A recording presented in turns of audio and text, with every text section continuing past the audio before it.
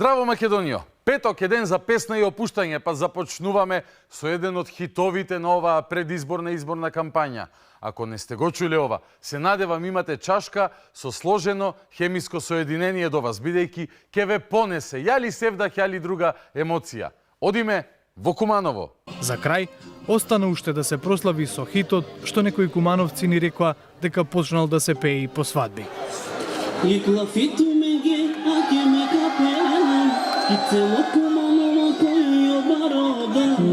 Максим Димитриевски, Максим Димитриевски. Им благодарам на моите сограѓани роми кои што на првото отварање на мојот изборен штаб во населба Средоре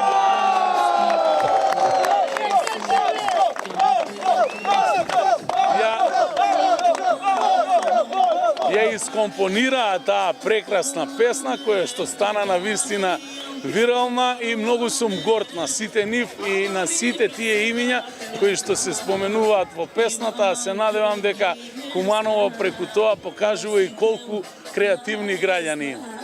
И цело Куманово кој обарова Максим Димитриевски, Максим Димитриевски, Максим Димитриевски, Максим Димитриевски. Максим Димитрија. Мојот нов рингтон, Инаку, нема ништо лошо во песни и веселби, освен што некогаш некои од нив најавуваат страф и ужас во Македонија, како во овој случај, на пример.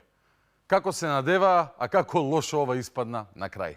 Се дури крвта, струмичка врие, синови кеки, пак сме ти ние. Нашиот Зоки знае и може, сполајки тебе, Господе Боже, што ни го даде, за да не води струмица само напред да оди. Зоки Зоране, струмица е со тебе, сите вела да, пак за нова победа. Зоки Зоране, струмица е со тебе, сите вела да, пак за нова победа. Синови и ќерки на Зокета му биле во песнава, на Бога му заблагодаруваа што им го дал за да не води. На крајот сето тоа нас знаеме кај не доведе, а ние па го однесовме некако до Дубај. Ама сега сме музички критичари, не аналитичари. И искрено што знам, мене сепак овој хит ми е појак.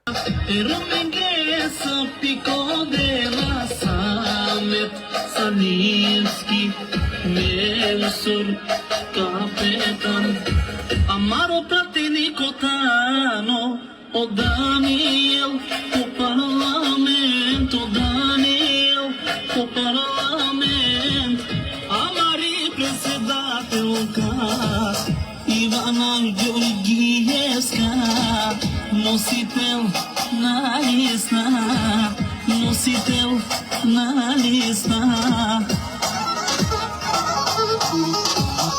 Голем поздрав за Самет Салиевски, Менсур капетан Даниел, пратеникот презимето изгледа му го заборавија, и носител на листа Ивана Георгиевска. Весел народ, не може да не го сакаш. Сега, breaking news во врска со оној предходниот изборен мегахит Зоки Зоране, струмица е со тебе. А веста е дека струмица повеќе не е со Зоки Зоране. Трката беше жестока, имаше сериозна понуда, па еве две сцени од против кандидатите на денес новиот градоначалник Петар Јанков од ВМРО ДПМН. Прво кандидатот господин Котуровиќ и филозофијата позади неговата предизборна програма. Тука ќе видиме после това, значи не нудам јас ништо програма. Јас немам програма, немам ништо, значи програмата ќе е кога ќе дојдам и ако дојдам како градоначалник на Струмица, имам програма, нема да ga нудам, оти не сакам да лажам. Доколку не го стварам, јас сум лажго. Добро. Господине Цасконојаш? Чиста метафизика. Тој не нуди програма, зашто нема програма, а ќе ја има ако дојде градоначалник и нема да ја нуди зашто не сака да лаже. Интересен поглед на нештата. Зошто се кандидирал и троши ресурси, што своји, што државни? Србите би рекле, јер сам у могучности. Сепак, најсериозен претендент за тронот според традицијата од изминативе 20 години беше Маријан Даскаловски, десната рака на сите градоначалници на СДСМ изминатиот период. И тој на дебатата покажа каков ученик бил во основно. Учителке, Петар препишува. Да, повелете. Бидејќи јас сам си ја правев мојата програма и го замолам господин Јанков да биде равноправен сите нас, бидејќи никој не нас програм, да ја затвори, да не чита од програмата. Значи не е коректно. Как чита од програма? Ти имаш програма, затвори, стави. Не чита од програма. Затвори, јас мислам Да. така е правилно. Повелете. Тоа ми беше. Да. Како забелешка. Добро. Вие одговоривте. Еј, гиди мале, смех! Му рече, читаш од собствената програма. Среќа струмичани беа побистри од оваа замерка, па на изборите му кажаа на Зоки Зоране дека во градот владее опозицијско расположение, бидејќи во градот СДС владееше 20 години, а ВМРО беше опозиција до вчера. И сега, кога е во прашање ваквото мешање на брзините, се селиме во општината во која јас сум прогласен за небитен лик од страна на градоначалникот и зујам како бумбар кој не носи мед. Токму така општина Карпош. Пазете на оваа изјава на актуелниот градоначалник Јакимовски откако влезе како второпласиран во вториот круг. Јасно изразена волјата на граѓаните на општина Карпош, значи гласовите, опозиционите гласови се скоро дупло во однос на владеачката ВМРО ДПМН овде во Карпош. Ако мисли дека и тој е од ВМРО ДПМН, бидејќи со ВМРО ДПМН победи пред 4 години, окей, ама тој не мисли така. Тој тера кампања во која, како да не се ова локални избори, туку парламентарни, и ВМРО владеело во неговата општина, а тој ќе го победел. Или што вели, ќе го одбрани Карпош. Што би рекле струмичани, смех! А сега, да влеземе малку во математиките на човекот. Гласовите што Јакимовски ги брои за опозицијски на ВМРО ДПМН се за Маја Мојсова Миовска од СДСМ, која доби 3828 гласа.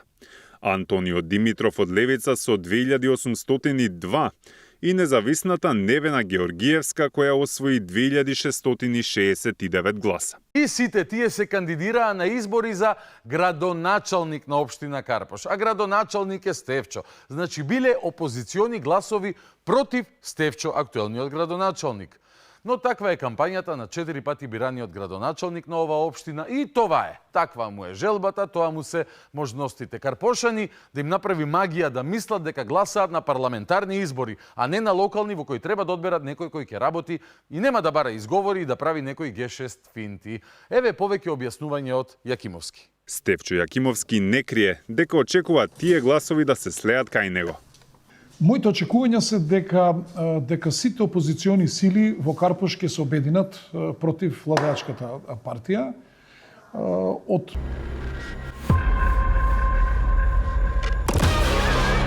Фати конјот, го подржа и заигра со бели фигури. Случајно или намерно, со потегот подржи конј, ја отвори партијата во која очекува. Оние кои сакаат да го сменат, сега да го поддржат. Дури да не договори поддршка, Јакимовски вели. Очекувам дека карпошани нема да си го дадат своето достоинство пред ова наезда што се шири према општина Карпош и очекувам дека уште еднаш ќе бидеме пример дека народот е непобедлив, а јас сум убеден дека народот стои зад мене. И кога народот стои зад тебе, ти со песна одиш на избори, со слоганот да го зачуваме достоинството. Еве една достоинствена нумера бидејќи е ноќ на изборни химни. Како славеше Стефчо пред 4 години?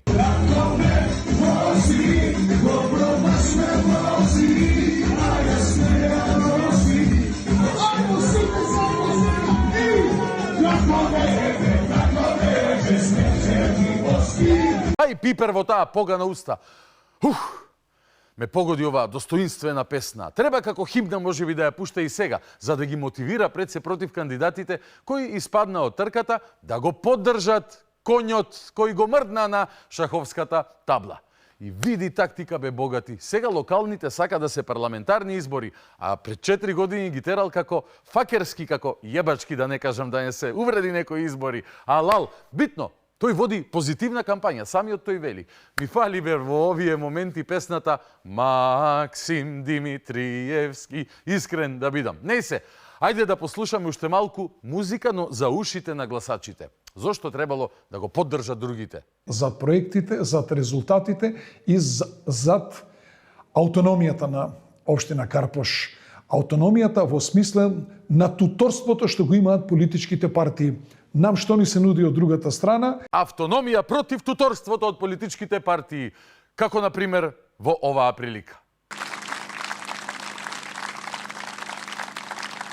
Господине председателе, ви благодарам на убавите зборови и после она што вие го кажавте, може би јас треба само да ја приложам дискусијата и да не зборувам, затоа што се беше кажано со убави и одбрани зборови.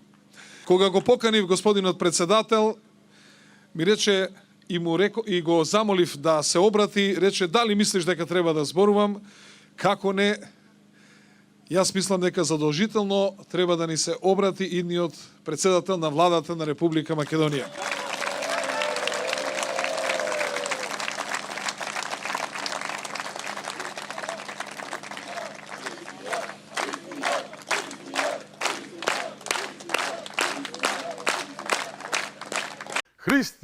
Христијан, каков аплауз против туторството.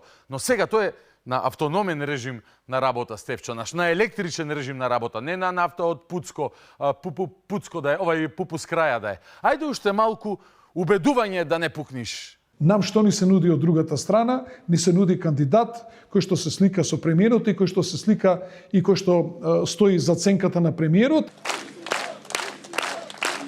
Или зад знакчето на партијата и 4 свети букви, ништо повеќе тоа. Тоа јасно кажува дека таму имаме кандидат кој што други ќе му ја водат општината. И да ја одбраниме општината од другите лоши чичковци кои ќе му ја воделе општината, а не Стефчо кој е на автономен режим.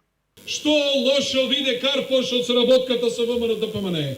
Добивме спортска сала Борис Трајковски, добивме лизгалиште, добивме картинг, добивме аквапарк, добивме етносело, добивме жичарница, добивме булевар Илинден, булевар Теодоси Гологанов, добивме реконструкција на улицата Козле, добивме прекрасни паркови и почитувани пријатели, добивме ние во Карпош нови 50 фасади во колективните стамбени згради, нови паркови, дрвореди, нови реконструирани детски градинки, нови училишта.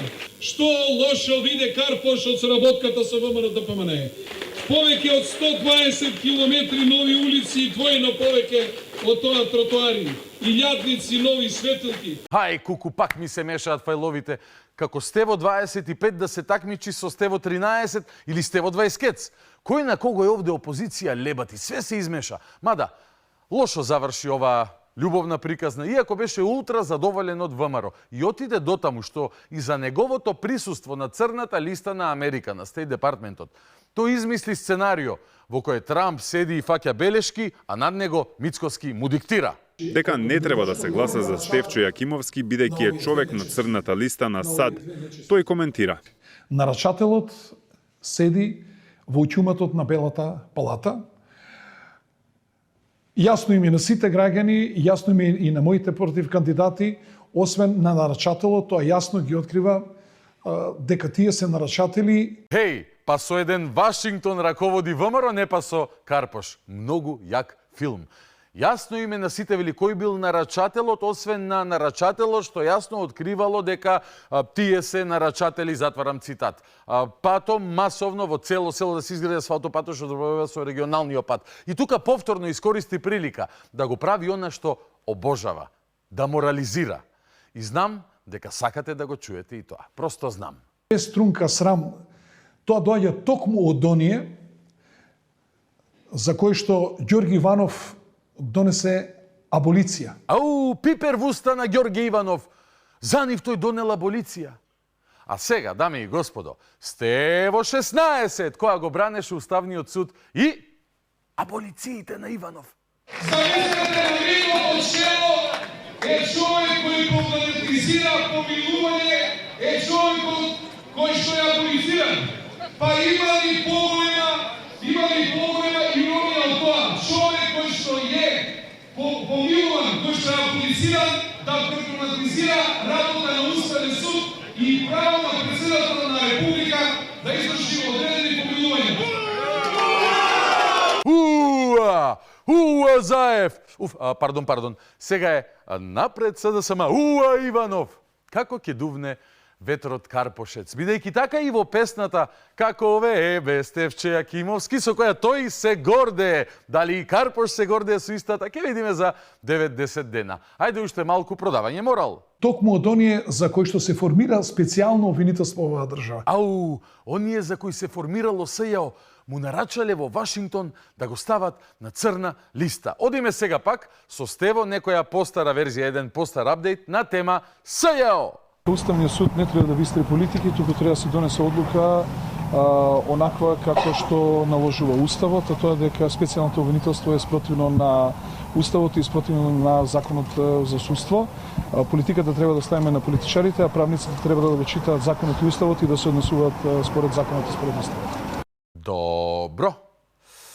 Ама, ајбе, човек, што се секираш? Јас сум небитен лик и од завидлак ги подсетувам луѓето како ги работи или работеше Стефче Јакимовски, ама таквите финти изгледа не проаѓаат баш секаде. И бидејќи животот е ироничен понекогаш, едно црно утро на листата осамнаа имињата на Јакимовски и СЈО број 1 лично, дами и господо, Катица Јанева.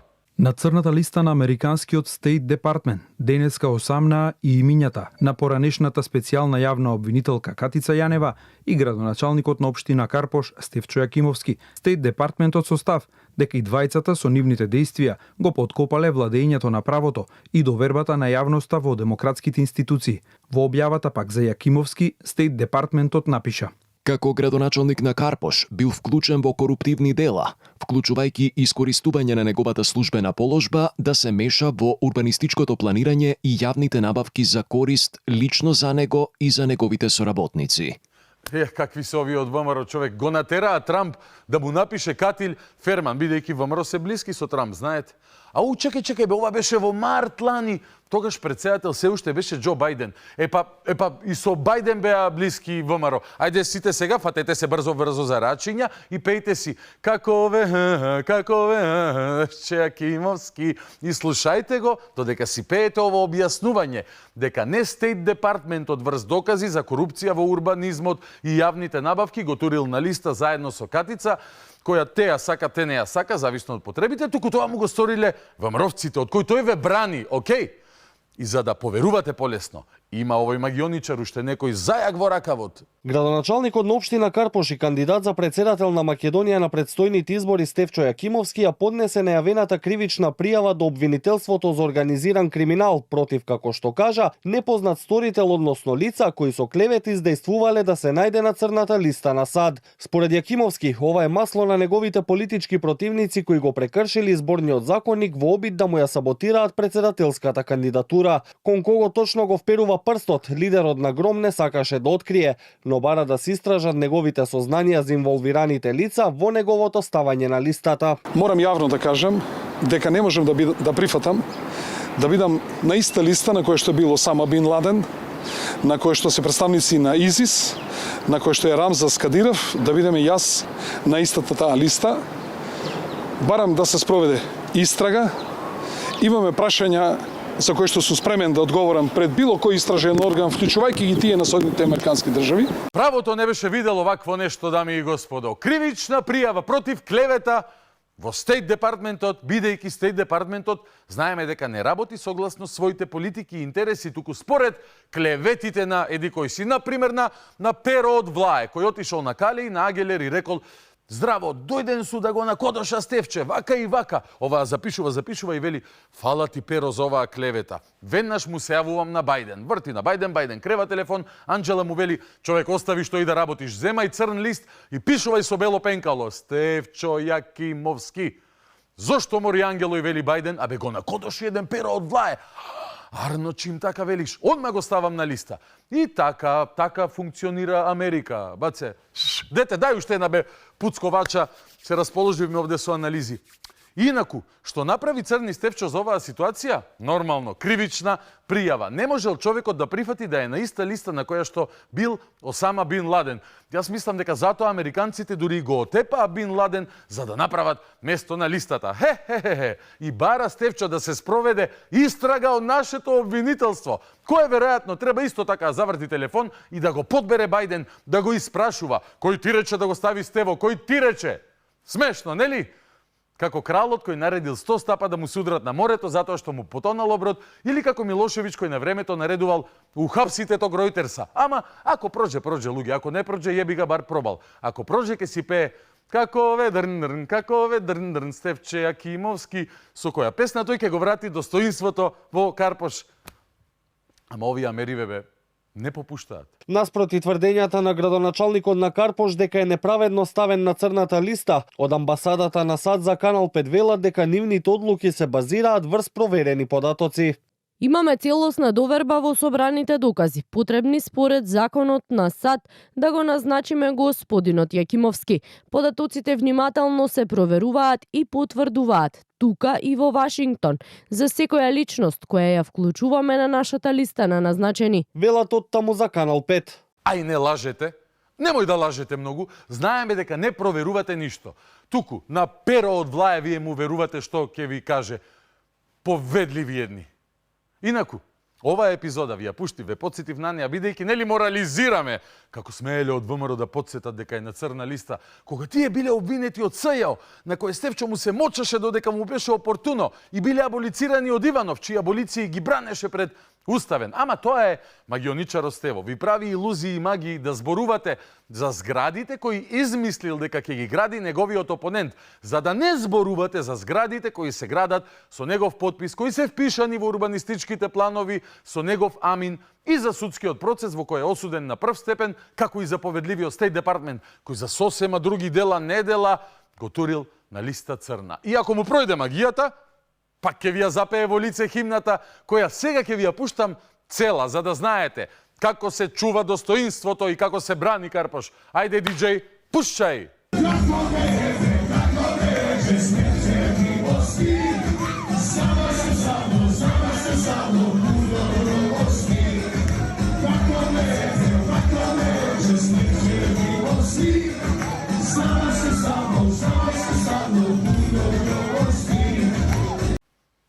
Браус! Браус! Браус! Сега, сваќате ли зошто Максим Димитриевски е стварно добра песна?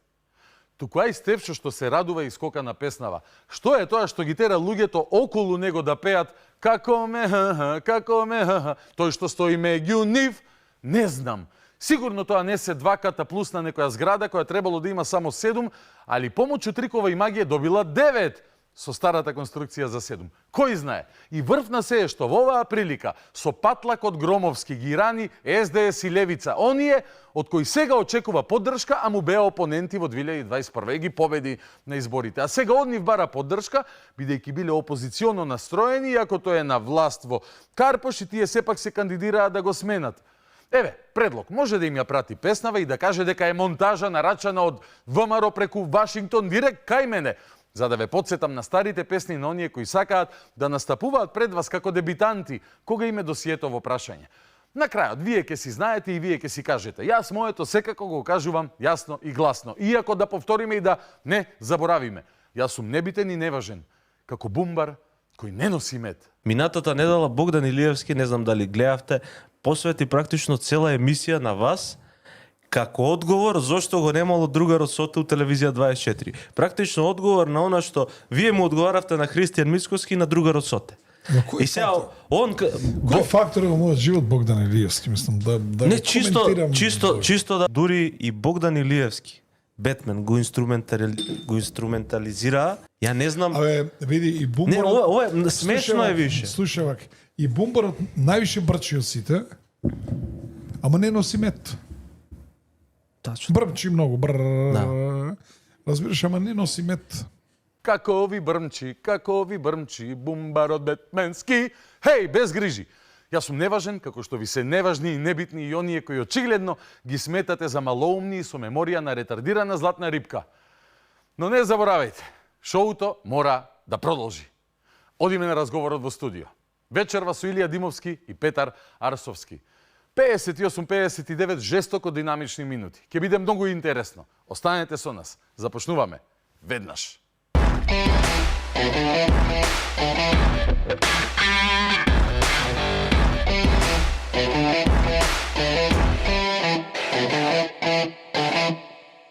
Вечерното шоу Петошно издание продолжува со разговорот во студио. Како што ви најавив, вечерва имам двајца искусни момци во светот на политичките анализи и политиката, кој како, кој повеќе, кој помалку, да не им одземам од времето кое што го одвоја за да го посветат за вас. Илија Димовски, поранешен пратеник во Собранието на Република Македонија. Благодарам за поканата.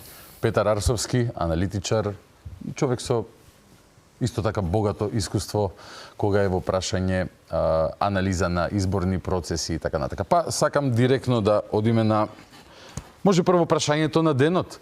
Ке се повлекува ли Али Ахмети или не? Или беше предизборна патка некоја, па после го демантира Арбер Адем и кажа не станува збор за повлекување на Ахмети од политиката и така натака. На што ти мириса Илија ова? Така, повеќе ми мириса дека е малце непријателска пропаганда, бар во моментов до вториот круг, зашто би било нелогично Али Ахмети дури и да сака да се повлече од политика, да се повлече меѓу двата круга, заради тоа што на таков начин апсолутно ги анулира било каквите теоретски шанси некој од неговите кандидати да добие во вториот круг. Без разлика на тоа, мислам дека, знаете, кај нас во Македонија се створи практика на локални избори да завршуваат политички кариери, а не на парламентарни. 2013 заврши на Црвенковски, 2017 на Груевски, 2021 на Заев. 2025 е време да заврши политичката кариера на некого, а од сите понудени најголеми шанси, односно најголеми причини за да заврши политичката кариера е токму на Али Ахмети. Не заради оваа подреденост на работите, туку заради тоа што навистина дури и со двете алијанси заедно тој не успеа да добие никаква политичка моќ преку можност за одлучување во скоро ниту една општина во Македонија.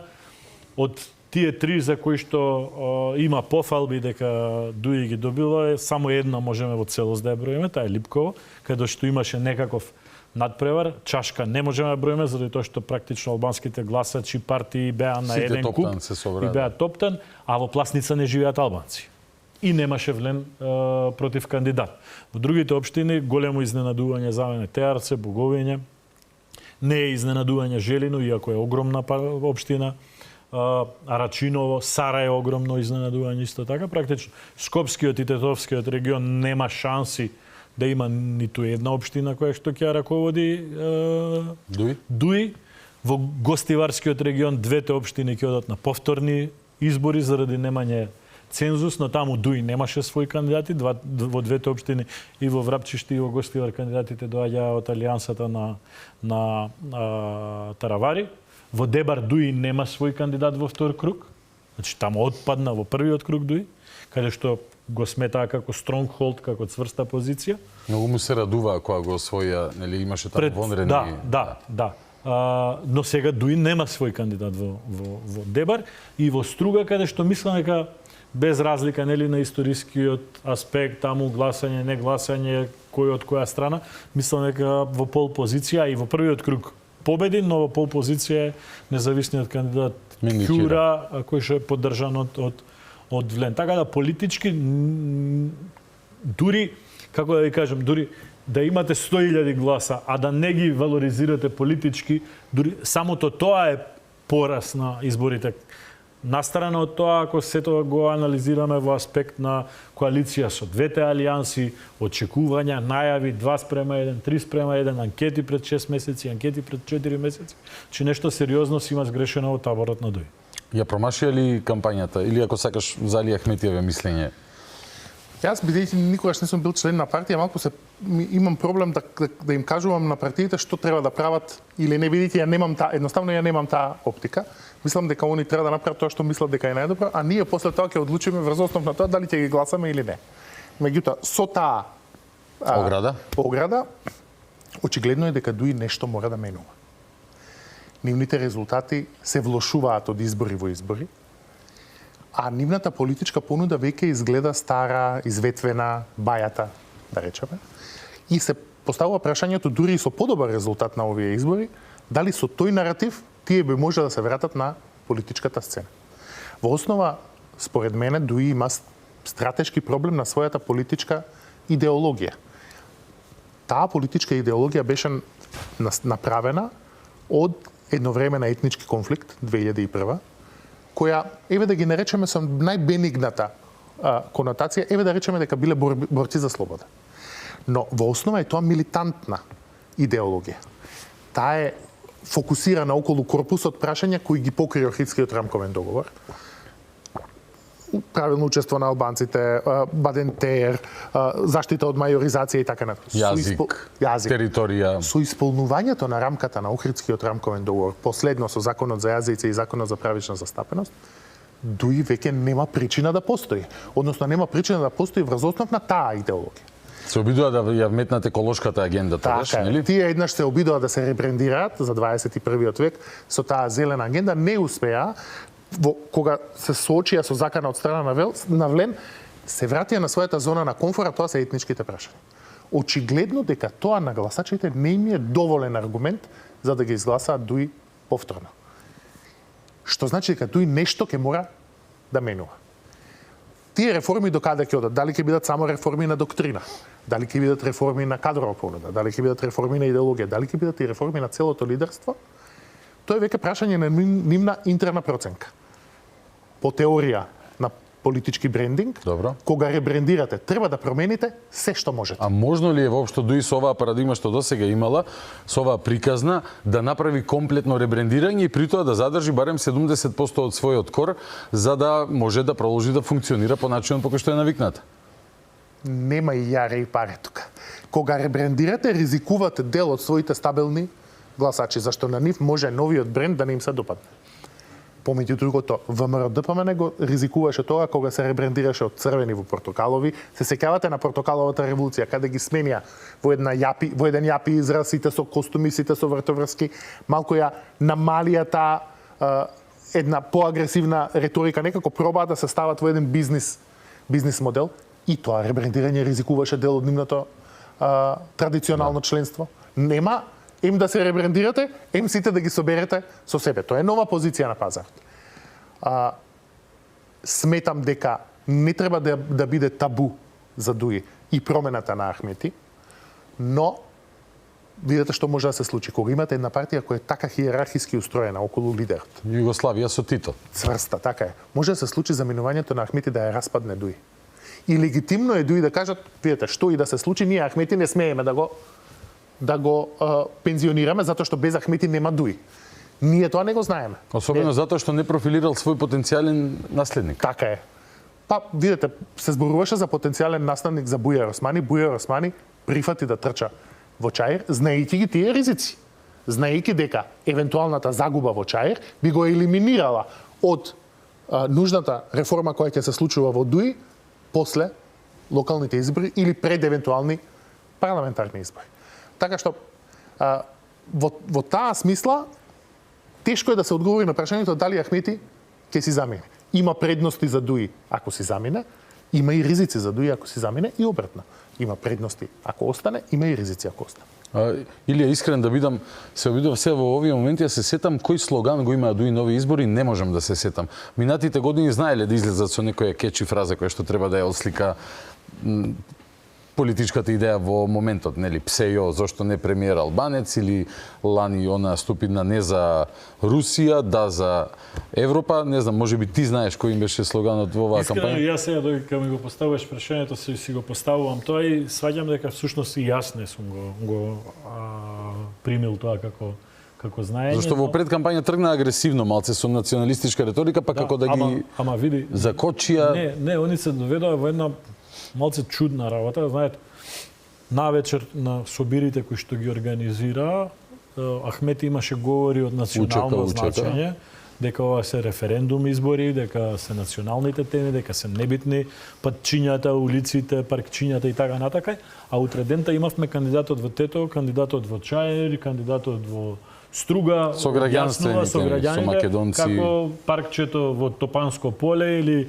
во блок 72, како се вика оној во Тетово, кандидат, значи малце да не употребам медицински, да не кажеме шизофрена, но малце дуалистички карактер на таа кампања се судираше сама со себе и не го даваше одговорот на тоа што се залага Дуј. Дополнително кандидатите многу малце ги гледавме со исклучок на Бујар Османи, другите не ги исперцепиравме како општа јавност. Но ние значи не знаеме кој беше кандидат за гостивар на таа коалиција. Јас ке се сетам, но еве гледачите ако размислат, гарантирано 95% Лимани, кандидатот од Струга и јас не можам да го погодам како се викаше, нити па од Девар не можам да погодам како се викаше. За кандидатот од Тетова не се обидувам да го кажам по име, заради тоа што не сум сигурен да не го сгрешам. Бајрам Реджеп. Така. Блерим ке речев. Да, разбирам. Значи, ние немавме промоција на луѓето кои што требаше да не ги вршат работите на терен. Така, ако јас не знам кој е тој во Гостивар, како гласач од Гостивар би гласал. Тоа е исто така сериозно промашување во кампањата. И трета работа која што ја видов како промашување во таа кампања, ние всушност Дуи ги поклопи двете алијанси. Значи ние не видовме, иако Села и па и Таравари важат за добри оратори, добри комуникатори, одлични говори имал во собрание Села, Таравари имал одлични собири во минатото, кои што сме ги гледале. Ние тие двајца луѓе не ги видовме во изборната кампања. И тоа, нешто што забележав, на собири каде што беше присутен Села не беше присутен Таравари, на собири каде што беше присутен Таравари не беше присутен Села. Значи, и таа коалиција, тој што ја замислил, не искалкулирал дека тоа не може да се залепи и не може да биде адекватен одговор. За разлика на другата страна, веројатно под притисок на заканата, на анкетите, заканата за дисторзии во власта и така натака, влен сосема друга... Дисциплинирани. Да, сосема друга символика покажува. Не знам, еве, алтернатива имаше најмал број на кандидати на сериозни позиции за градоначалници, но максимално беа вклучени во кампањата и во Тетово и во Чаир, каде што кандидатите беа од БС и од Демократско движење на Изет Меджити. Не видовме дисторзија во функционирањето на Влен, иако не е една партија, нели некаков политички концепт, политички конгломерат, за разлика од другава страна кај што ги гледавме овие. Значи, очигледно е дека или Артан Груби на вистина фали во конципирањето на кампањите на Дуи, не знам, ќе си го дадат они одговорот, или фалат експерти во целиот тој аспект, или на вистина дисторзијата во Дуи е поголема отколку што ние можеме да ја видиме одстрана. Се чини дека со изборниот резултат и немањето на таа најавувана драматична 2:1, 3:1, 4:1 разлика во корист на Дуи во однос на Вреди, дека како да се и со резултатот во Чаир, известниот резултат барем до пред 2 дена во Тетово, дека се стави крај на тој муабет дека ова е референдумско изјаснување на албанците кои што биле угнетени под новата власт, Вреди биле вазали на ВМРО и мора да има избори напролет. Што и да си одлучат во мала речица да име наредната наратива, може да анализираме, може и да не губиме време на тоа. Прашањето ми е вака се обратно да го започнам кругот. Дали може да кажеме или да се понадеваме барем дека овие избори ќе се на пресечна точка каде што дојде моментот да се каже дека таа политика на етноцентрични поделби да веќе станува анахрона и дека треба да се форсираат политики кои што директно ќе се занимаваат со решавање на проблемите. Тоа не зависи од Дуи. Иако повиците се спрема Дуи, тоа не зависи од Дуи. На пониско ниво зависи од Влен, дали ќе успеат да излезат од заканата да бидат некаква копија на Дуи, колку побрзо го направат тоа, толку подобро за нив, наискрено. И второ, зависи од владата на Република Македонија. Зошто? Ако владата почне да продуцира политики кои што ќе не движат напред, тогаш сите повеќе ќе гледаат на напред. Ако владата стагнира и не продуцира политики, тогаш сите ќе бараат кај да гледаат и дел ќе гледаат и назад. Така да тоа Динамиката на наративот, динамиката на политиките зависи од владата и од новите градоначалници. Ако ние пак имаме состојба во Скопје кој што не се чисти ѓубрето и имаме неснаодлив градоначалник кој што не знае да ги организира јавните предпријатија, тогаш луѓето ќе гледаат и уште повеќе ќе се сеќаваат на Коце Трајановски, кој што бил градоначалник пред 15 години, така? Или пред 10 години. Да. Доколку новиот градоначалник продуцира нови политики, нови состојби, изгради во Чаир се изгради младински центар, дигитализација, чаршијата стане културно место, не знам се изградат нови објекти, се пушти булеварот под Лимак и така натака и сето тоа ќе така и на државно ниво. Доколку владата сега во еден чист период има политички легитимитет, дополнително потврден од граѓаните на овие избори, има бришан простор од 2,5 години пред себе, може да направи радикални реформи во делот на администрација, во делот на судство, во делот на функционирање генерално на институциите, кај што има огромно незадоволство кај граѓаните. Тоа е. Дуи едноставно сега после овие избори е помал факторот колку што беше пред овие избори. Само неработата на владата може да факторизира Дуи. Ништо друго. Може ли уште нешто да го факторизира Дуи? Петар Билјал Касами една изјава дадена за медиум во Албанија, мислам дека, или во Косово, не сум сигурен, но не мислам дека не беше македонски медиум во Албанија, во однос на тоа како ќе се однесува коалицијата во Кичево. После тоа дојдоа некои полудеманти, односно не баш такви изјави од страна на кандидатот во Кичево Фатмир Лимани, од страна на вице-премиерот Арбен Фетај. Арбен Фетај, така е, се извинувам на господин Фетај, не ми текна веднаш, но тој даде истата изјава како и Лимани, дека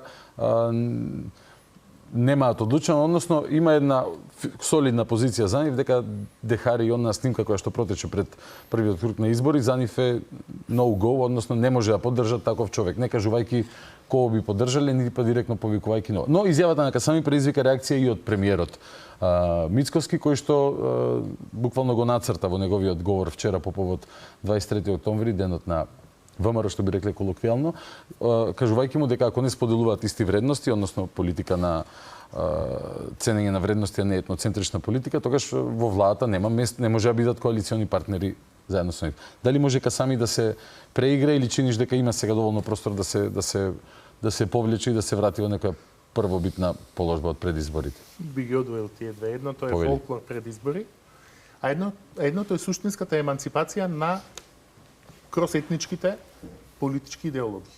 Ај сега за ова првото бидејќи е полесно. ВМРО-ДПМН не криеше пред изборите дека за нив Дуи не е посакуван партнер во владата и дека ќе направи се да им помогне на влем да освојат што е можно повеќе градоначалници, бидејќи само таму им може да им помогне.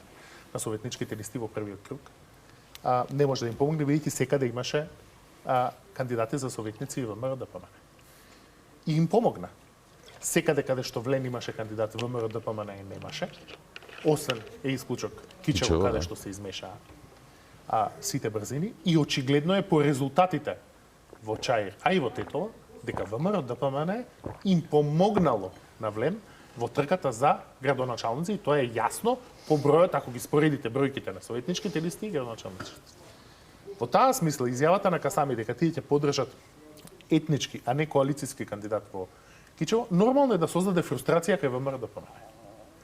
Бидејќи сметаат дека нивната подадена рака немало реципроцитет од Касами на едно чисто политичко ниво.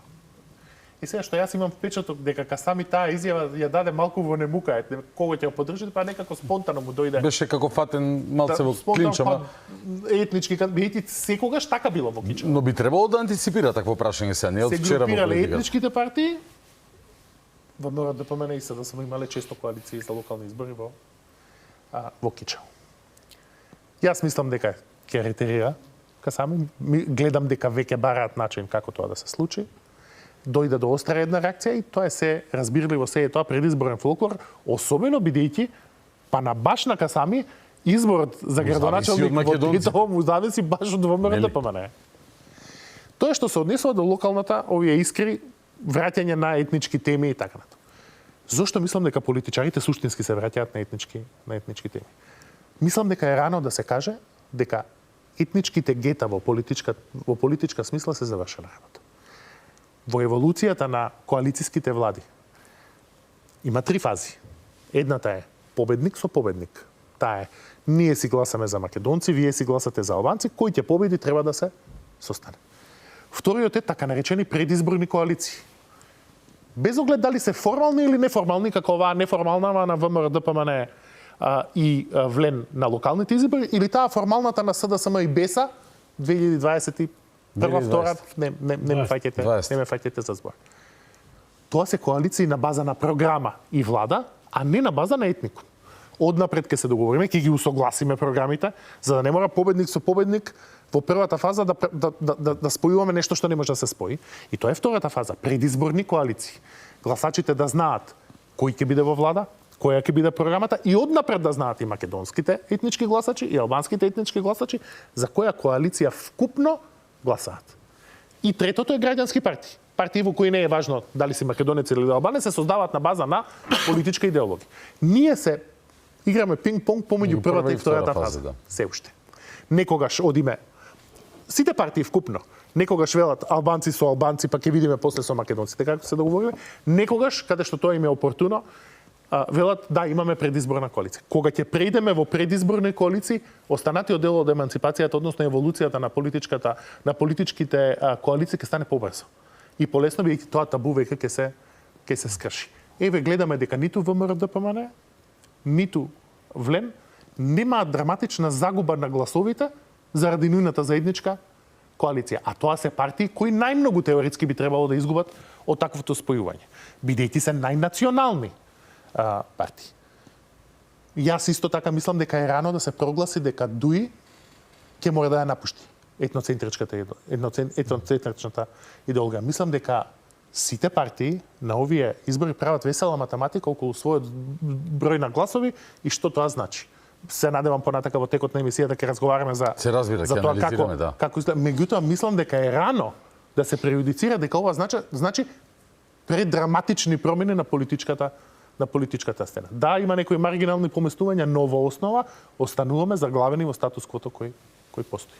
И трето, и трето, исто така треба да знаеме дека кај македонскиот дел од владата, кај ВМРО ДПМН, има една фрустрација од Охридскиот рамковен договор и 20 годишното владење на ДУИ, во кое сметаат дека на ДУИ му се попуштало премногу. Искрено не мислам дека владата тоа сметат дека им се попуштало на ДУИ премногу затоа што се албанци, туку затоа што од нив зависела владата заради коруптивни афери и така. И има една потреба да се каже да, лошо е кога имаш фрустрирано малцинство, но полошо е кога имаш фрустрирано мнозинство. Сепак треба да го ограничиме дека главниот збор во владата го има мнозинската заедница.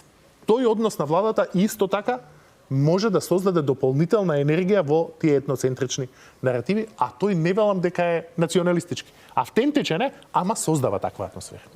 Мој впечаток е дека она што можеше да се создаде досега ДУИ се обиде да го галванизира, да го искористи. Но окей, ќе следиме, ќе видиме во секој случај ќе е интересно за заинтересираните да ги следат процесите. Може ли да анализираме резултати сега? Кој победи, кој изгуби? Дали изборите за СДСМ се голем успех, причина за радост и задоволство, како што тврде Ана Чупевска, Фани Карамфилова, Андреј Жерновски, неформалниот член на СДСМ, Венко Филипче кажа дека резултатот е not great, not terrible, како во серијата Чернобил, кога имаше хаварија на нуклеарната централа. Од друга страна, што значат бројките кои што ги освои ВМРО за ВМРО? Ето. Секој што ќе ви каже дека ова се добри бројки за СДС се, нели, малце надвор од реалност. Сега компарирањето и споредувањето е прашање на сценографија. Пред да излезат глумците на театарска представа, треба да се постави сценографијата. Тоа што СДСМ промаши да ја постави сценографијата, за јавноста да има некакво очекување од изборните резултати, односно да ги спушти очекувањата и да создаде некакви други цели кои што ќе ги лови, тоа е проблем на стратегија внатре во СДСМ, што за мене зборува дека СДСМ и во суштина веќе е дефицитарна за политичка стратегија. Дали е таа своја автентична или е професионална увезена, небитно. Едно време одеа со наративот еден глас повеќе од изборите, па после тоа се тргна, но не поставија остварливи цели по кои што ќе можеме некако да речеме успеа нешто. Не знам, теоретски можеше да биде тоа дека еве ја поставуваме целта на ВМРО да му ги отежниме овие избори и да му го намалиме бројот на гласови, па во неделата вечер Венко Филипче да излезеше триумфално и да каже еве ВМРО толку и толку гласови има помалци, значи ние успеавме во еден наш зададен маилстоун. Они не ни помисле, не ни видовме некакви знаци на стратешко разигрување кое што ќе значеше признавање во старт дека ние на овие избори не можеме да бидеме фасцинантни победници, нити па било какви победници, но еве ќе се обидеме од 10 штрафови на ВМРО кои што се поставени на сцената, бар 2 да ги малце разлабаваме. 0. Чи политичко, стратешко промашување на апсолутно ниво. Мене тоа повеќе ме плаши. Зошто го коментирав ова? Заради тоа што гледам дека таму веќе нема доволно политичка размисла, да не видам по-лошо сватен, никако немам никаква намера, нели, да видам лош, за да се создаде во следниот период некаков адекватен, автентичен опозицијски процес, мисла, критика, за да имаме баланс некаков на сцената. Оваа екипа во СДСМ, мислам дека или теоретски најверојатно и ќе се задржи во оваа или во некаква малку видоизменета состојба, но тоа ќе значи и понатамошно паѓање на социјалдемократскиот сојуз, што не е добро за Македонија и јас стварно не го посакувам. Левица е втората партија во опозицијата која што треба да ја анализираме. Неточни се тврдењата дека Левица го превзима приматот. Тоа најчесто го прават скопјаниве, кои што мислат дека Скопје е Македонија. Скопје по гласачи не е ни 1/4 од Македонија. Ни 1/4. Не, далеку од третина или половина. Скопје пола Македонија. Не, под четвртина, под 25%. Тука се случуваат политичките договори, процеси, медиуми и така натака, но Скопје е 1/4, што Левица на овие избори најубаво го виде. Да, влегуваат во втор круг на изборите, но Левица го намалија својот. Дури и во 2 града надвор од Скопје, кои што имаа сериозна база, како Велес и како Штип, они се намалија за по 1000 и кусур гласови од тоа што имале на претходните локални избори. Да не ги компарирам парламентарните избори. Нема ни кандидати за градоначалници. Јас, иако веројатно ќе ми се лутат, немам никаков повод да влегувам во диалози или во кавги со луѓето од Левица, но Левица во моментов е партија која што стагнира. Сите тие најави дека еве сега ќе видите на следниот циклус, еве сега ќе видите на следниот циклус. Само што не прснала Левица да оди нагоре, ние веќе 3-4 изборни циклуси, вклучително со овој, имаме стагнација од бројот на гласови. 50-60, 60-50, 50-60. И тука е интересно за анализирање, јас мислам, и ќе го кажам тоа што го мислам, дека Левица дојде во ситуација во која што го допре плафонот. Јас мислев дека е повисок плафонот, со Петар сме го разговарале тоа, јас им давав простор дека можеби ќе дојдат до 80.000 гласа или во луд сон и повеќе, но очигледно дека 60-65.000 е плафонот на Левица. Зошто? Заради тоа што методите со кои што дојдоа до 60.000, односно 50 и неколку илјади сега на овие избори, не можат да привлечат повеќе гласови од тоа што они го имаат. Значи, моделот кој што за нив подсвесно е успешен, заради тоа што стана играч на сцената, реално, они ќе им треба време да сватат дека веќе истиот модел им е нешто што ги враќа назад и што не може да ги направи во партија која што ќе има секаде во Македонија, која што ќе има поддршка доволна за да бидат втор играч на сцена. Дуи и Влен ги анализиравме, останува уште ВМРО од вака посериозните играчи. Една реченица, политички ВМРО капитализираше многу повеќе со помал број на гласови од парламентарните избори. Локални со локални ВМРО има раст, зависи кој како ги толкува работите. Она што за мене е видливо и се обидувам да објективизирам, иако сум член на таа партија, е дека има една порака кај гласачите во делот и на неважечки ливчиња, во дел и на разливање на гласови кон независни кандидати. Има една порака кај гласачите дека веројатно ВМРО ДПМН ќе мора после овие избори да продуцира многу повеќе и многу поквалитетни реформи. Реков преска и на тоа мислев, правосудството, администрацијата, услугите, функционалноста, да не навлегувам во детали, нели колку се простори има да се изработи. Тоа е тоа што мислам дека ВМРО ДПМН ќе мора да го акцептира и да го испорача на гласачите. Петар? Јас мислам дека ниту една партија нема причина да биде премногу задоволна од резултатите на овие избори. На локалните избори. Науката вели дека не треба да се споредуваат различни избори со различни избори. Туку локални со локални, парламентарни со парламентарни. Но еве да ја прифатиме логиката на партиските штабови и да споредуваме парламентарни со локални. Да го направиме тој есен. Се согласувам со Иле. Ние имавме една кладба која ја изгубив, треба да частам. Да. За резултатите. Јавно признание, добро. Да, апсолутно. Има констрикција на политичката поддршка за ВМРО ДПМН. Таа се причината за таа се повеќе фактори. Првото е намалениот одзив. Второто е сите партии губат некаде околу 20-тина, помеѓу 20 и 25% од гласовите, со исклучок на Влен. Само 25% од 430.000 гласа не е исто што и 25% од 155.000 гласа. Трето, дел од партиите кои на парламентарни избори беа во коалиција со ВМРО ДПМН сега одеа со независни листи. Така што ако пресметате 20% од 440.000 гласа, тоа се 90.000 гласа. Природно поради одзивот.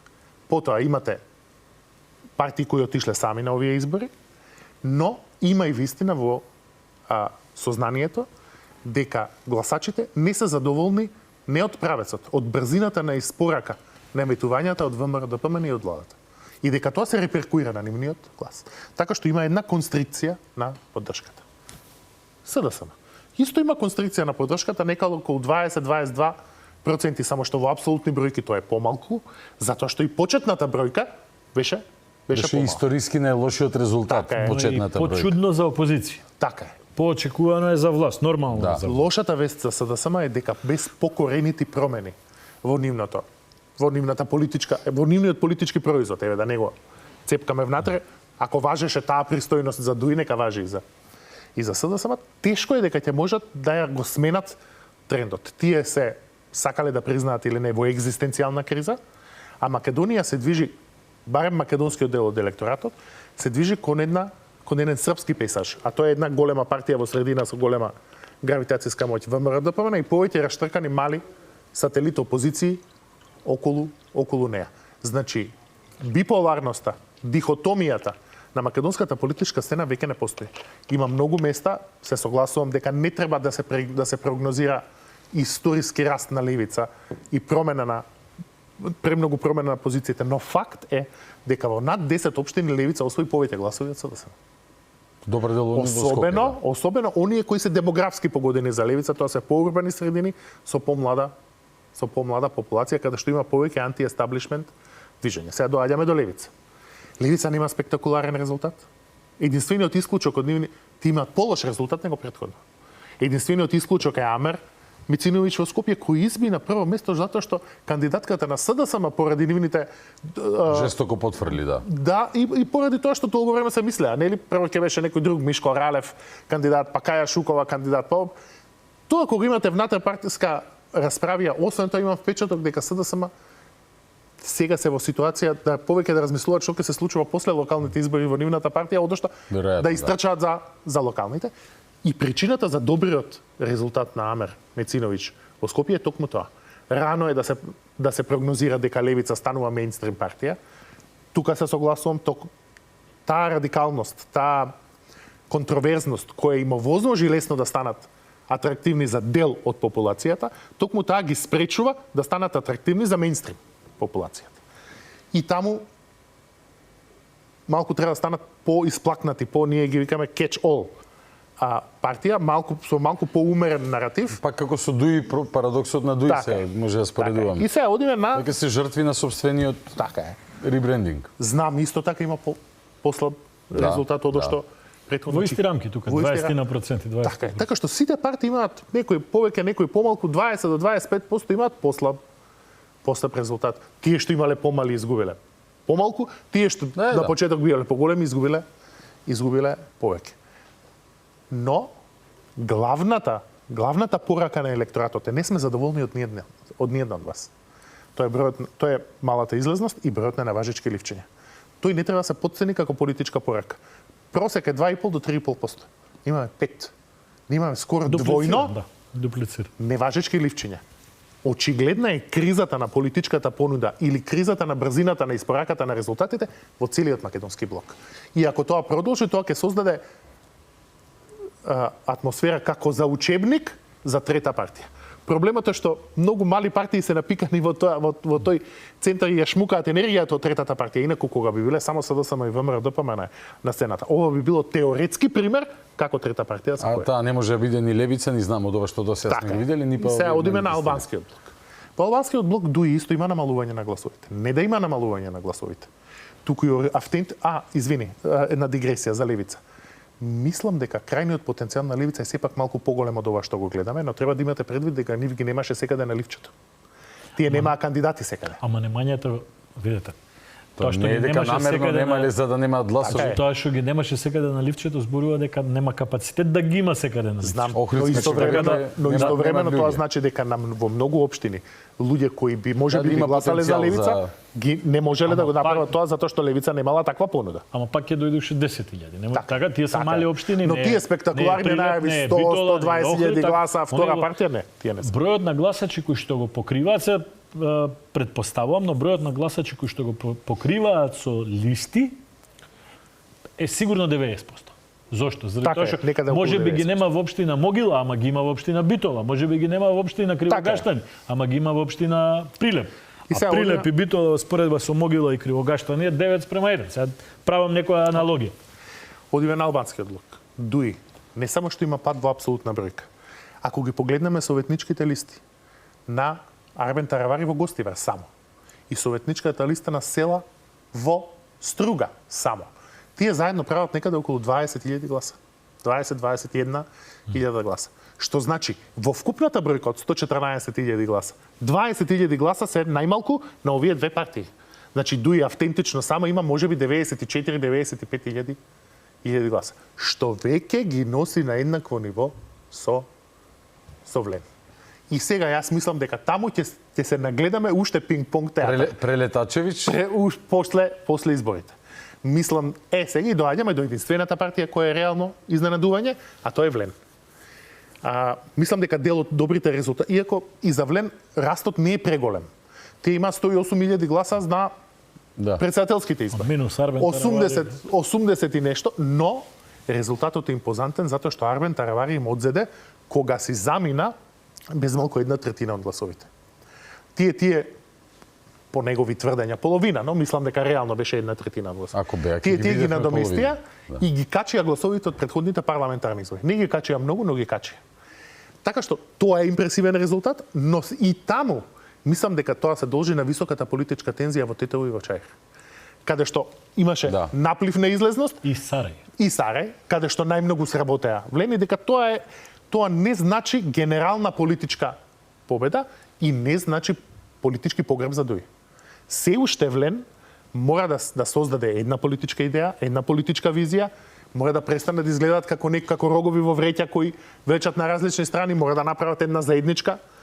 Тој процес не е завршен. Се додека се они тројца, четворица, а Дуи еден, ќе се соочуваат со понатамошни политички проблеми. Така што нема многу простор за славење кај било која политичка. Зборуваме за резултати импресивни, неимпресивни. Град Скопје, Орце Георгиевски, па ако сакаш и коментари, прогноза за вториот круг. Што мисли за резултатот во овие околности со двајца албански кандидати со 15 куп? Видете, шансата Орце Георгиевски да стане градоначелник во прв круг е заради, меѓу другото и заради огромната излезеност која што имаше во Чаир и во Сарај, која што е вонредно поголема од било која македонска општина на овие локални избори и едноставно баферот кој што се направи за да се стигне до тоа 50+1 беше преголем. 16 или 18 кандидати беа на ливчето, од кои што 4 кандидати имаат ист број на иста тежина. Амар Мециновиќ, Каја Шукова, не по тој ред, Амар Мециновиќ, Башкин Бакију, Скендер Реджепи, Зейд и Каја Шукова. Сите имаат од 20 до 25.000 гласа. Од 27 до 30. Или, веројатно последното кликање не сум го направил да видам. Значи, и сега, кога имате 4 такви кандидати, вие автоматски имате проблем. Сега, што се случува? Тие 4 кандидати, едниот е против кандидат на на Орце Ѓоргиевски.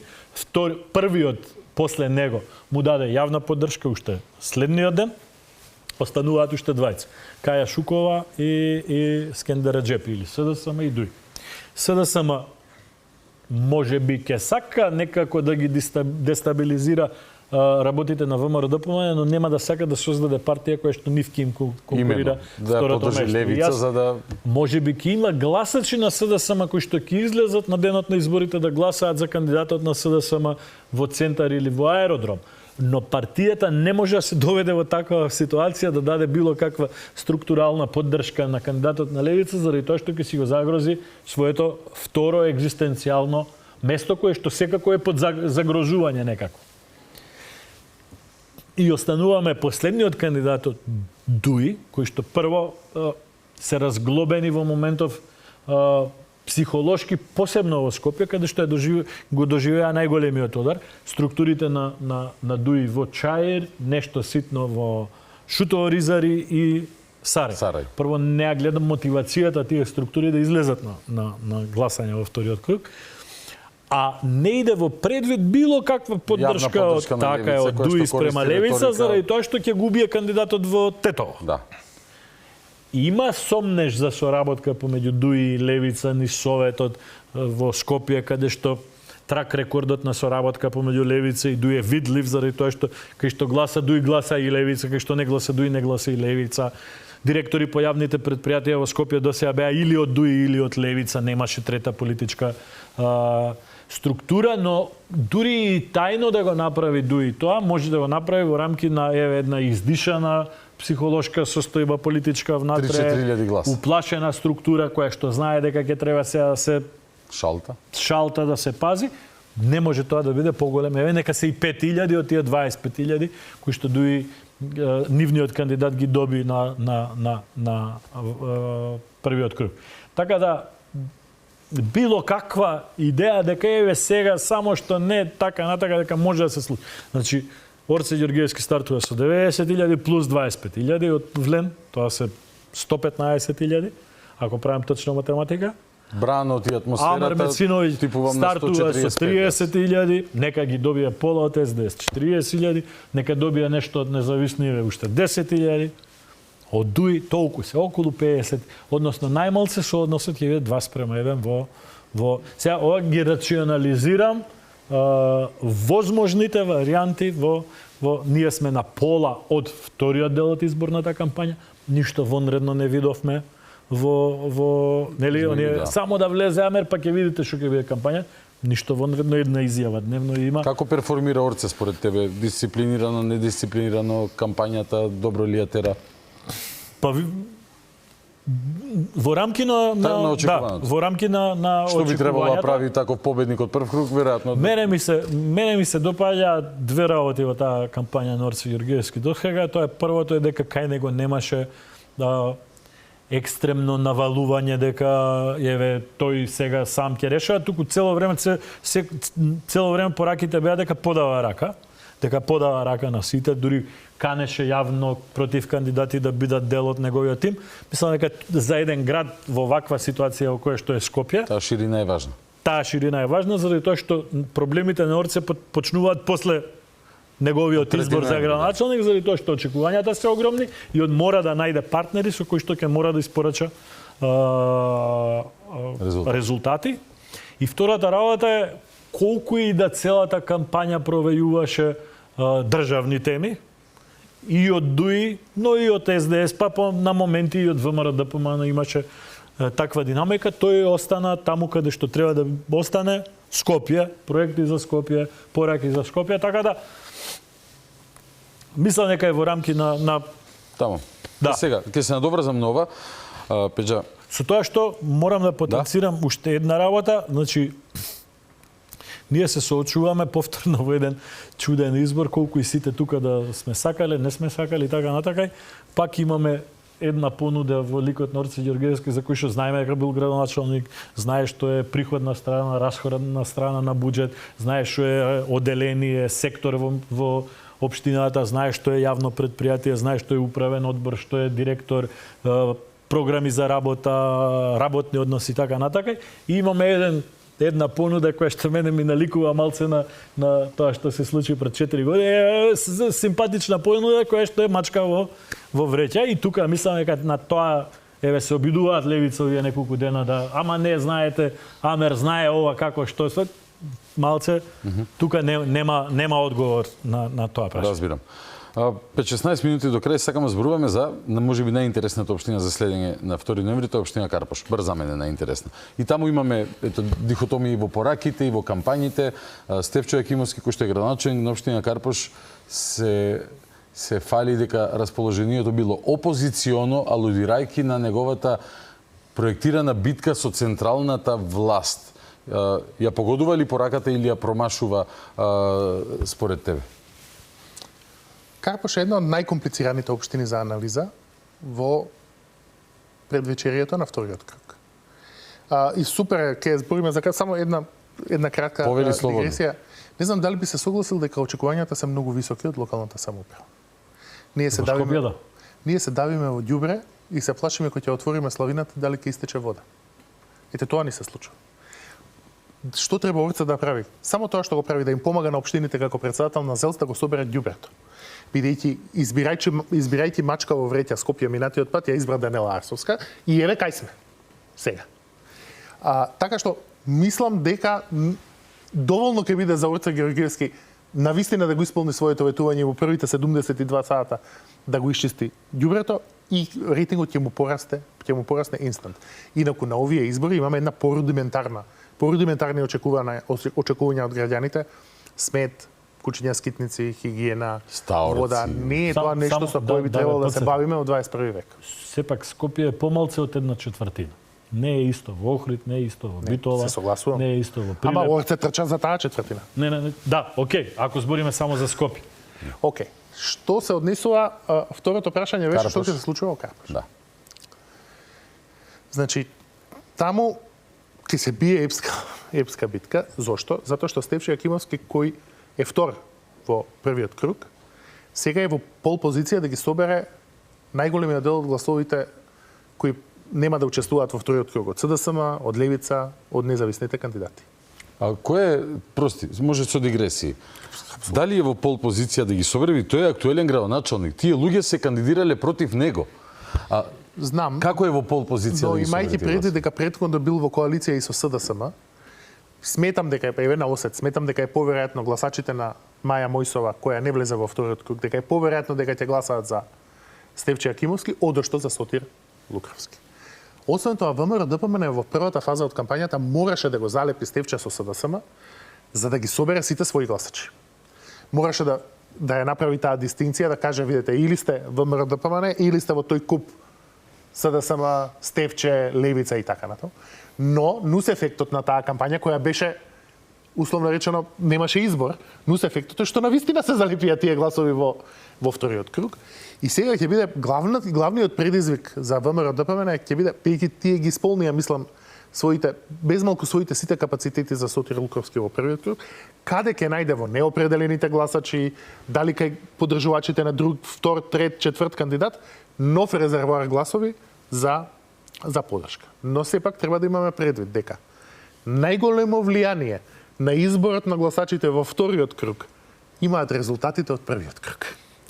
Ако во првиот круг гласачите масовно поверуваат дека ВМРО ДПМН се движи кон победа, дека најголемиот дел, бидејќи дискрепанцата во бројките е голема, и ќе доживеат дека ВМРО ДПМН веќе има едно цунами кон нив, тоа може да ја смени сериозно сликата во Карпош, дури и кај традиционалните гласачи на СДСМ, не во смисла да излезат да гласат за Сотир Лукровски, да останат дома, да не гласат за Стефче Јакимовски. Така што сега веќе е преблиску. Резултатите во првиот круг беа јасни. Ќе води Сотир, втор ќе биде Стефче, другите ќе бидат помалку. Сега реално не се знае како ќе се распределат тие гласови, веќе се многу шарени, особено имајќи ги преду резултатите во првиот круг. Илија? Гледате, сега мислам дека таму е најкомплицирано да се предпоставува. ова што Петар го кажа, во секој случај може и обратно да се каже, заради тоа што па Карпош е средина која што знае да тера инаец со централната власт. На тоа алудира и Јакимовски со кампањата да го гледам, и тоа сака да го направи. Дека тој води битка со владата, а не со една работа која што мене ми фалеше во целата работа е да се не пресек да направиме на состојбата. Јас кога поминувам низ Карпош, она што го гледаме дека има на неколку позиции стварно огромни архитектонски зданија. Едно се гради сега кај воена болница, Импексел, не знам, целиот тој дел Настел и така натака. И 50 планови што на Уставен суд се ма тоа ми недостасуваше во се согласувам, да. Никој тоа на Стефчо не го, дури дојдовме во ситуација во која што Стефчо испаѓа и плачи баби, вика Петар Аршовски ако стапне нога во Карпош, има тука изградба на згради, ние да го одбраниме Карпош. Во исто време во Карпош имате неколку веќе огромни такви зданија и едно во моментов се гради. Значи секој ден минете има спрат плюс, така кај воена болница. И тука околу тоа, а верувам дека жителите на Карпош се чувствуваат комотни заради тоа што Карпош не наликува на центар каде што па масовно сето тоа стан, нели една зграда врз друга, па третиот спрат од едната можете преку тераса да влезете во кај комшиите и така натака. Таа тема во Карпош не стана тема. И мене ми е чудно зошто не стана тема. Зошто никој во Карпош не успеа да го види Стефче со овие 3 зданија или 5 зданија или планови кои што се донесени, не се донесени. Ја и не го разбирам. Не знам колку урбанистички планови има. Имаше една кампања пред 2 круга на локални избори во центар, во која што цела јавност дозна колку урбанистички планови има во општина Центар. Ви текнува? Да, 120, како беше? Да, па тука беше дебатата, па ќе ги укинуваме, па мораториум, па во ред е мораториумот, па не е во ред по Уставен суд и така наде, но стана тема. Ваму не е тема. Ваму не е тема. Така да има уште време. Мислам дека потенцијалот на ВМРО не е целосно исполнет. Мислам дека има уште простор да заради тоа што имаше муабети сомнешки одредени структури на ВМРО во Карпош, дали вака, дали тој е баш кандидатот и така натака. Мислам дека изгледноста дека може да се победи. Ќе мобилизира некои дополнителни гласови. Тоа сигурно не може да бидат уште толку, така, нели потенцијалот е тој таму има една чудна динамика во таа општина. Сега скоро на сите парламентарни избори победува ВМРО ДПМН, а скоро на сите локални избори губи ВМРО ДПМН.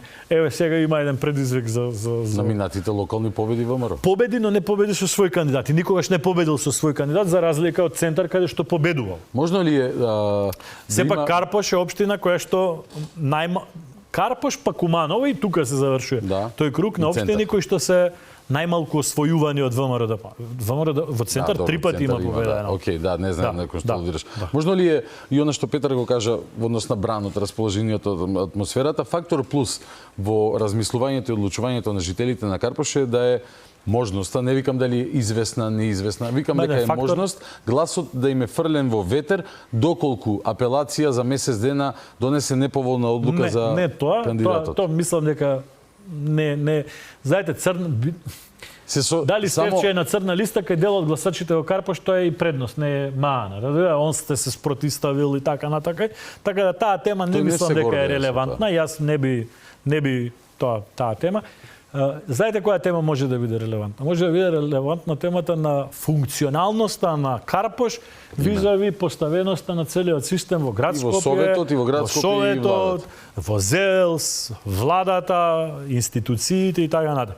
Тоа може да влие заради тоа што станува збор за една општина која што има висок степен на високо образовани гласачи, можеби е и општина кај што најголема концентрација има на високо образовани гласачи, кои што би рационализирали и емоциите би ги тргнале настрана. Мене не ми се допаѓа Петар Аршовски, но структурата која што е околу Петар Аршовски е таа која што ќе управува со државата во следните 3, 4, 5, 7 години, небитно, и многу е порационално, поголема е веројатноста улиците да се асфалтираат или зеленилото да се одржува, ако градоначалникот на Карпош е од иста структура со градоначалникот на Скопје, со министерот за животна средина, со министерот за транспорт и врски и така натаму. Тоа може да помести дел од гласачите кои што гласале за друг, па сега да гласаат наместо по инерција на опозиција за Стефчо, туку да гласаат за господинот Лукровски. Разбирам. Ако немаш што да додадеш на ова, една размисла вака што ми се мота низ глава, еве да те прашам тебе, Пеџа, можно ли е во Гостивар да вреди да прави таква гимнастика, да пропаднат 2 изборни циклуси, после што владата би назначувала повереник, па Прелетачевиќ моментот тогаш може би да се случи со таравари во некое мешање ново на карти? Па теоретски е возможно, очигледно е дека Влен направиле напор да не се постигне цензусот во Гостивар во првиот круг. И дека тоа им успеало за многу малку, и тоа најмногу заради неважичките. 0,02%. Заради неважичките. За 5 луѓе. Така е.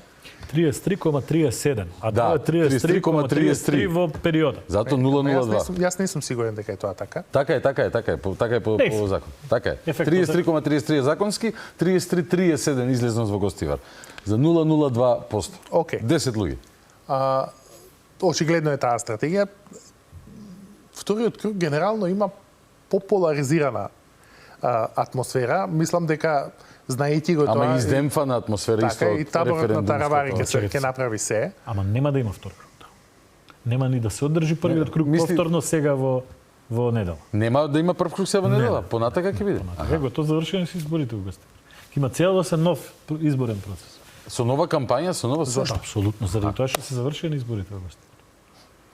Без резултат. Како ако без не? избран, да. Ако не се избере Нема да градоначалник има во првиот круг, Нема да има втор круг. Нема да има втор круг.